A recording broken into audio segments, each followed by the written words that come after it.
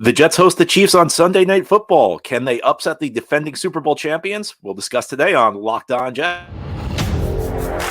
You are Locked On Jets, your daily New York Jets podcast. Part of the Locked On Podcast Network, your team every day.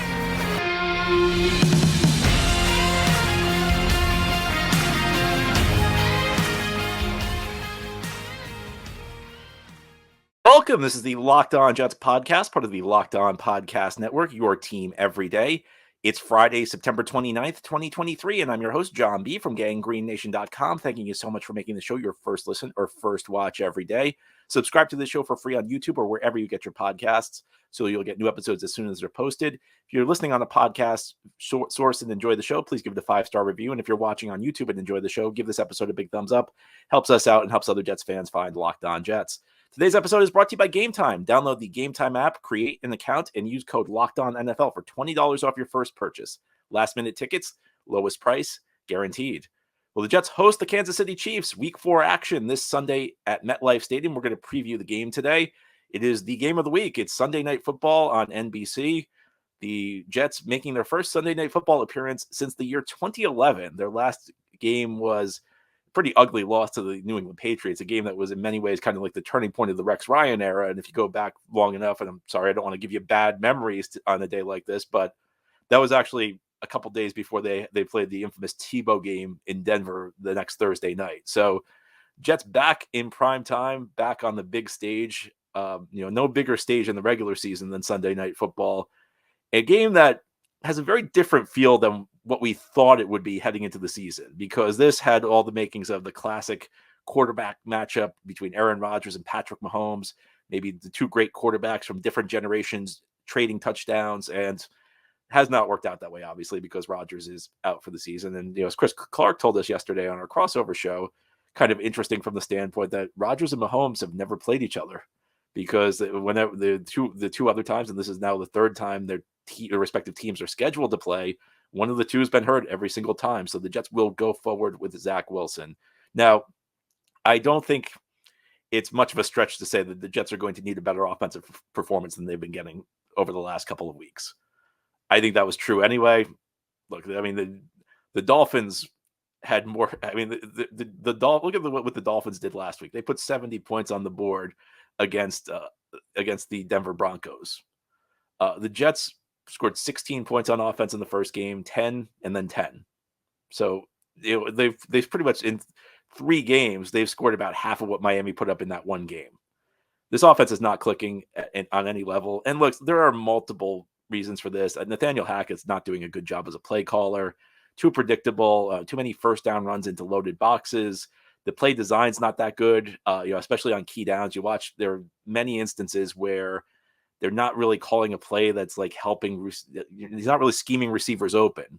Lots of key spots where that's not happening. The receivers themselves aren't really nobody. It doesn't seem like anybody can beat man coverage except Garrett Wilson, and he even kind of struggled with that last week. Offensive line, maybe there's some signs of improvement there. They had this new look group last week, and the Pro Football Focus grades were excellent for them. I don't think the level of play was quite as good as PFF was claiming in the grades, but I do think it was an improvement. And I think if you're looking for like hopes, areas where the team actually can improve in season, well, if the offensive line, this crew of 5 with Becton at left tackle and Tomlinson at left guard, McGovern at center, Tippmann at right guard, Vera Tucker at right tackle, they never played together before last week.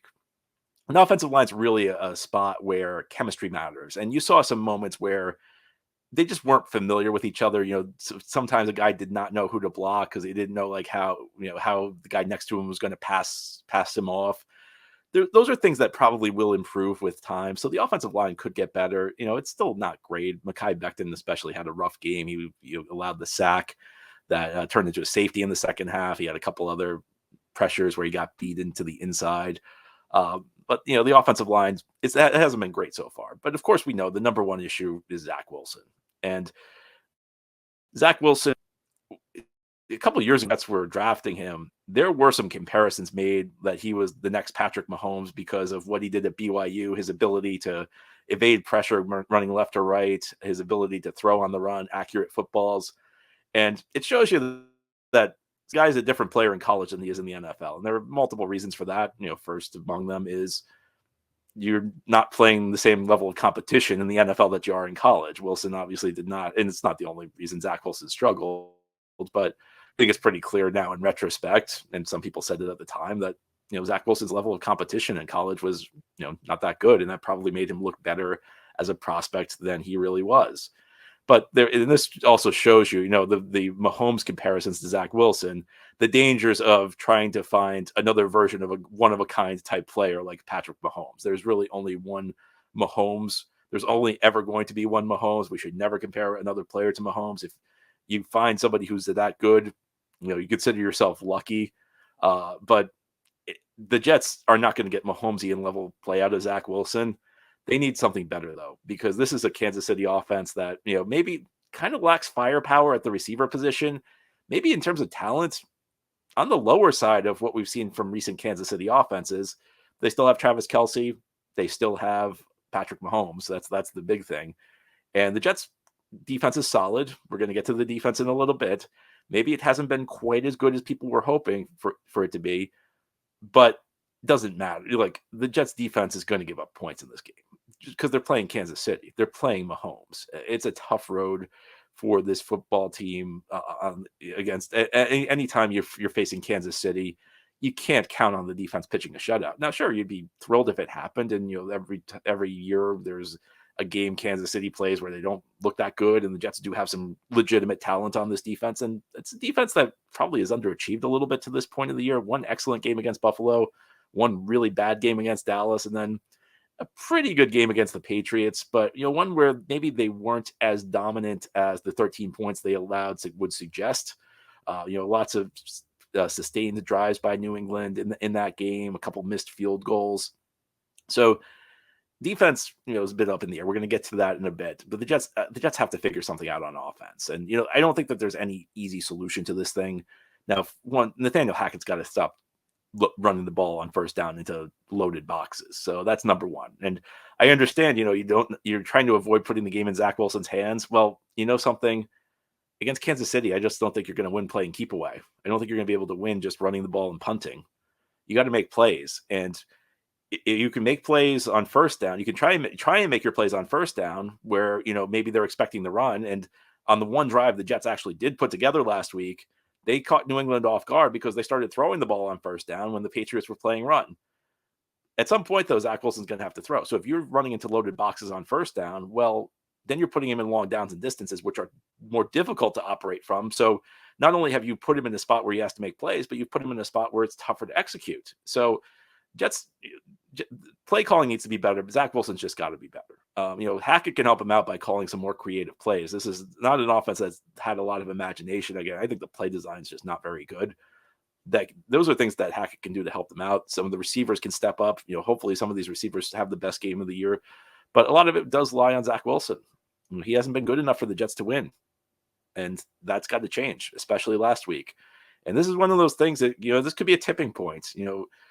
If this game goes poorly for Zach Wilson, we could be talking about maybe Trevor Siemian stepping into the starting lineup sooner rather than later. But if he leads the Jets to a victory, well, suddenly the narrative starts to shift on Zach Wilson a little bit. Suddenly it's like, hey, maybe there's something here. He went on and beat the Chiefs. Now, of course, the defense will also play a role in this game. As I said, I don't think you can count on the Jets defense dominating Kansas City's offense, but they do have a role to play. They can't go out there and give up 40 points. And I had here on the Locked On Jets podcast on this Friday, previewing Jets Chiefs. We're going to turn our attention to what the Jets defense needs to do in order for the Jets to win this game. This episode of Locked On Jets is brought to you by DoorDash. You've trusted DoorDash to deliver your restaurant favorites, and now you can get grocery delivery that actually delivers too. If you need fresh groceries for the week but don't have time to go to the store, try grocery delivery from DoorDash. You'll get everything you want delivered when you need it right to your door. And with thousands of grocery stores to choose from, you'll find the best in your neighborhood and boost your local economy with each and every order. You'll get exactly what you ordered, or they'll make it right. So sit back and enjoy quality groceries just like you picked them yourself. And you want even more value? You can save on all your grocery and restaurant favorites with a $0 delivery fee on all eligible orders with a Dash Pass membership. With easy substitutions right in the app and best in-class customer support, DoorDash delivers groceries exactly how you want it. Get 50% off your first DoorDash order up to a $20 value when you use code LOCKEDONNFL at checkout. Limited time offer, terms apply. That's 50% off, up to $20, no minimum subtotal, and zero delivery fees with your first order when you download the DoorDash app in the App Store and enter code LOCKEDONNFL. Don't forget, that's code LOCKEDONNFL for 50% off your first order with DoorDash. This episode of Locked On Jets is brought to you by Gametime. Do you want a last-minute ticket to Jets-Chiefs on Sunday? You know, Jets tickets, they've been easier to get since Aaron Rodgers got injured, but this game's an exception, and it doesn't seem like it has to do with what's actually happening on the field because all of the Taylor Swift stuff with Travis Kelce. Will Taylor Swift be at the game? And there's actually been a big increase in demand for tickets because people want to go see if Taylor Swift's at the game. Isn't that interesting? Anyway, Gametime offers you killer last-minute deals, all-in prices, and views from your seat with the best price guarantees. Gametime takes the guesswork out of buying tickets. And Gametime's a great platform.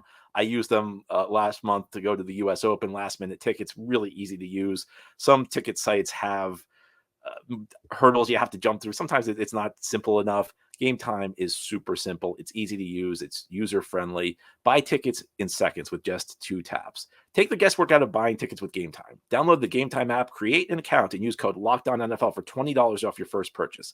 Terms apply. Again, create an account and redeem code LOCKEDONNFL, LOCKEDONNFL, one word, no space, for $20 off. Download Gametime today. Last-minute tickets, lowest price, guaranteed. Thank you for making Locked On Jets your first listen or first watch every day. And a big shout out to you everydayers. This is a daily podcast covering the New York Jets. We have new episodes each day through the week, Monday through Friday, and then bonus episodes as news breaks. Sometimes we do a post-game recap show. Sometimes we do a pre-game show. Thank you so much for tuning in each and every day. Today we're talking about Week 4 action, Jets and the Kansas City Chiefs. Sunday Night Football from MetLife Stadium. Patrick Mahomes' first game ever at MetLife Stadium. I'm sure he's very excited to play at MetLife Stadium. Jets underdogs in this game. Big underdogs. No Aaron Rodgers. The offense not playing well. The defense really has underachieved, though. Last 2 weeks, the defensive line is supposed to be the strength of this team. They have 1 sack in the last 2 weeks, and that's just not going to get it done against Kansas City. The Chiefs' offense, when they stay on schedule, they're very difficult to stop.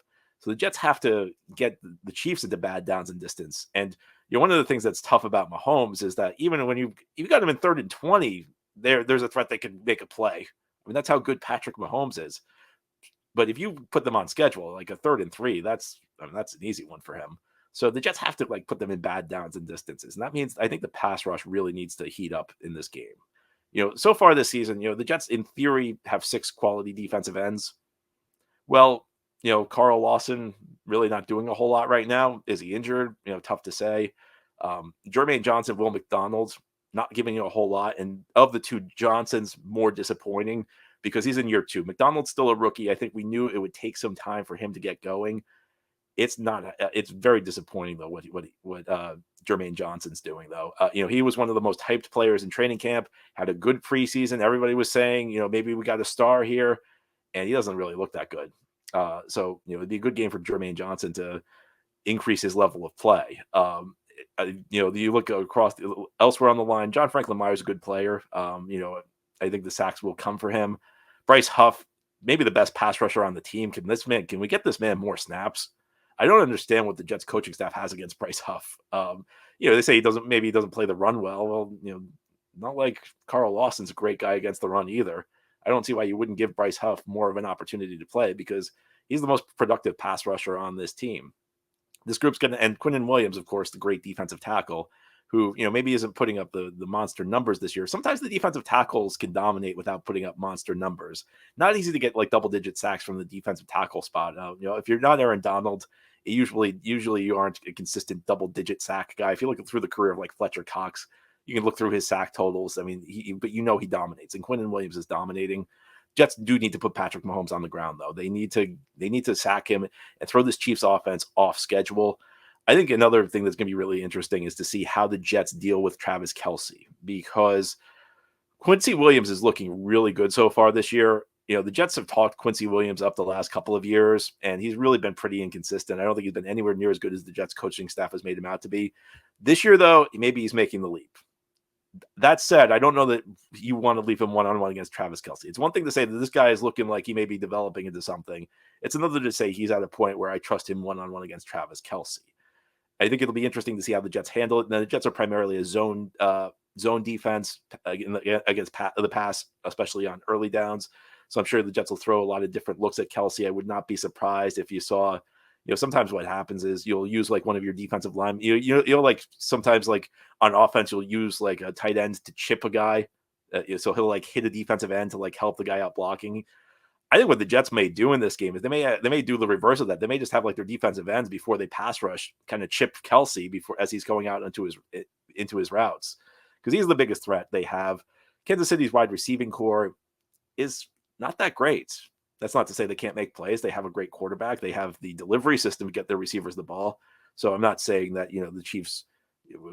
I'm not saying we should have no fear of the Chiefs wide receiving group, but what I'll say is that it's not as talented as it used to be. And this is a Kansas City offense that I think has far less firepower than it did maybe 5 years ago.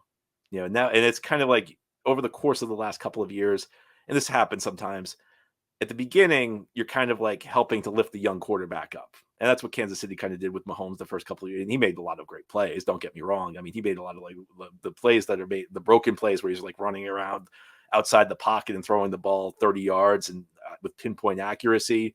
Like, he made those, but I think within the normal structure of the offense, the Chiefs had a lot of playmakers that kind of helped lift him up early in his career, which is something we don't really see the whole lot with the Jets when they develop a young quarterback. But over the course of time, the Chiefs have kind of had to move on from certain players. Mahomes has become more expensive, so they can't afford the same quality supporting cast. But what happens is if you do it right, eventually the quarterback takes on more and more of the playmaking load. And now I think it's mostly Mahomes on offense for Kansas City. So it'll be an interesting thing to watch. I don't think I think Kelsey's really the guy you got to try and shut down though. And I said this to Chris Clark yesterday when we did our crossover show, and I don't know if he didn't sound like he believed me, but I think Sauce Gardner could play Kelsey on third and long situations, because I don't think that there's a wide receiver Kansas City that the Jets can't cover with DJ Reed or Michael Carter II. And I think Sauce is going to hold up well against Kelsey. He's a great cover guy. He's no issue being physical in pass coverage. Maybe he doesn't love tackling against the run, but very physical corner, plays, big press corner, but plays even bigger than his size. Even with his length, I think he plays even bigger.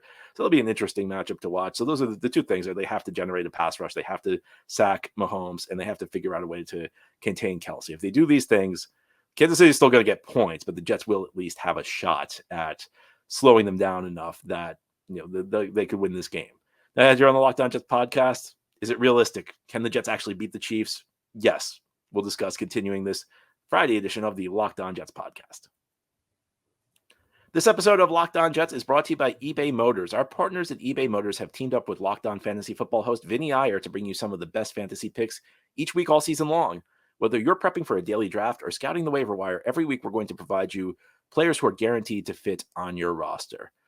Broncos running back Javonte Williams has gotten a healthy 48 opportunities in his first 3 games, but so far he's only managed 180 scrimmage yards and 0 touchdowns during the team's 0-3 start. Expect the volume to finally convert into true fantasy production for Williams as Denver gets the wilting Bears defense in Chicago week 4. The Bears have given up plenty of overall yardage and scoring juice to backs through the first 3 weeks, and Williams will be the latest to take advantage as a runner and as an outlet receiver. Vinny Iyer from Locked On Fantasy Football is going to help you win your fantasy championship, and eBay Motors knows a championship team is all about each player being a perfect fit. Well, the same goes for your vehicle. With over 122 million parts for your number one ride or die, you can make sure that your ride stays running smoothly. Brake kits, LED headlights, roof racks, bumpers, whatever your baby needs, eBay Motors has it. And with eBay Guaranteed Fit, it's guaranteed to fit your ride the first time, every time, or your money back. Plus, at these prices, you're burning rubber, not cash. Keep your ride or die alive at ebaymotors.com. eBay Guaranteed Fit, only available to U.S. customers, eligible items only, exclusions apply. This is the Locked On Jets podcast here on this Friday. Jets Chiefs Sunday week 4 action. Critical game for the New York Jets. The Jets did not want to be in this spot. They did not want to be 1-2 heading into this Kansas City game. Well, that's where they are. And if Aaron Rodgers was on this team, I feel like we'd have a very different feel heading into this game, because first of all, it would feel like Jets would have a real shot at beating Kansas City. Not that they have a real shot, but I think you'd feel a lot more confident about their chances heading into this game. beyond that, I think if you had Aaron Rodgers, you could say, okay, well, what's Aaron saying? Relax. You could relax a little bit because it's say maybe we're 1-3, but we got the quarterback to dig us out of this hole. I don't think you have that right now, and I think that if this team goes 1-3, you can already start to see it. They're just like these little signs that maybe there's some stuff popping up in the locker room. So the way I view this locker room stuff is it's very difficult to know like what's going on in there. You see like some reporters say, "Oh, there's trouble in the locker room," and others say it's fine. And in some ways, it's kind of subjective because one player's perception of the locker room might be that there are issues, and others might be that there's not. Sometimes there's a disagreement on whether wherever you are, whether it's in your family or in your office, wherever you work. Some people may say it's a good environment. Some people may say it's not so good. It's not so good environment. But one thing that tends to happen is if you lose games and there's one side of the ball that's pulling its weight and the other side isn't, usually, that starts to lead to problems. It's just human nature. I mean, it's pretty much common sense. I mean, if you play defense and you play it well and you can't get points and that causes you to lose, even though you're doing your job as a defense, it's going to cause frustration.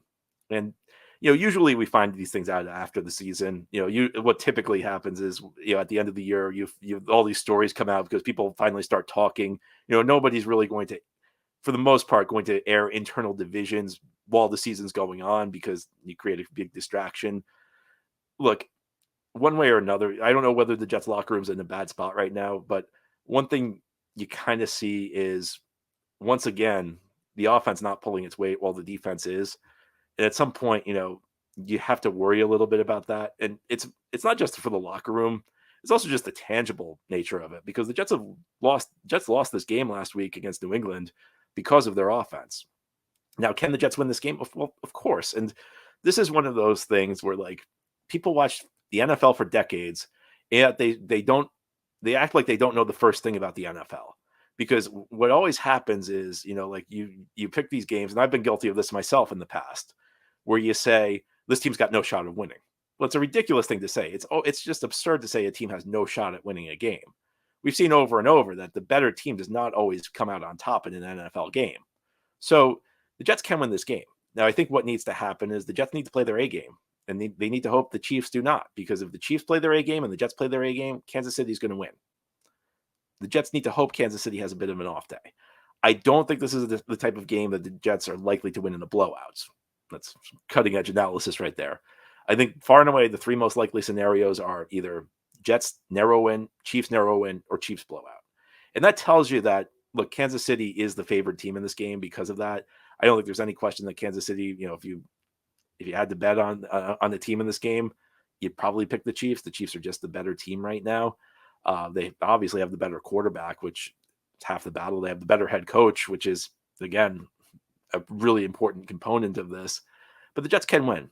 And I think a lot of it is going to be determined by how this team starts. If this team falls behind 10 points in the first quarter, it could get kind of ugly at the Meadowlands. And we've seen it. We always saw the fan base kind of turn on the quarterback, especially last week when things were not going very well.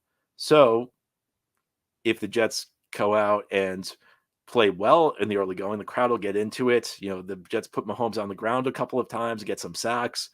Then you'll start to see some belief on the sideline. I think this is like one of those games that could be a real turning point for the season, because if the Jets somehow figured out a way to win this game, you'd look at this and you'd say, you know what? We played Buffalo, we played Dallas, New England's not so great, but we played Kansas City and we got through it 2-2, even with Zach Wilson. And it's like, as dismal as things have seemed this week because of how badly the Jets played against New England, especially the offense. I should say the offense played, not the Jets themselves, but as dismal as things have seemed, the Jets are 60 minutes away from being 500 through the first month of the season and feeling pretty good about themselves, doing it without their starting quarterback. Whereas if the Jets lose and fall to 1-3, that's the point where you could see that maybe this thing's starting to unravel, because you see that every year where a team has big expectations and they get off to the slow start and they never are able to recover. So we'll see what happens on Sunday. Hopefully the Jets will pull out a win. But that's all for today's episode. This has been the Locked On Jets podcast, part of the Locked On Podcast Network. Your team every day is our motto. As always, if you enjoyed the show, hit the subscribe button where you're watching or listening so that you'll never miss an episode. If you enjoy the show and are listening on a podcast source, give it a 5-star review. And if you're watching on YouTube, give this episode a big thumbs up. These things help us out, help other Jets fans find the show. Have a great Friday, everybody. Enjoy your weekend. We'll be back tomorrow. We'll be back on Monday to talk more Jets.